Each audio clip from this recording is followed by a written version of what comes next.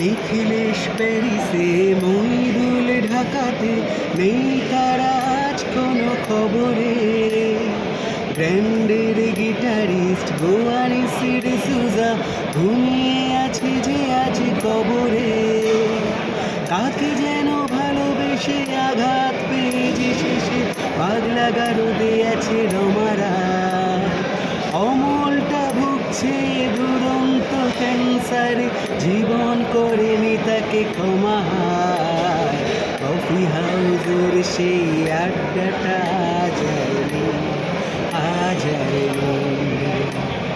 কোথায় হারিয়ে গেল সোনালি বিকেলগুলো সেই আজ আর নেই।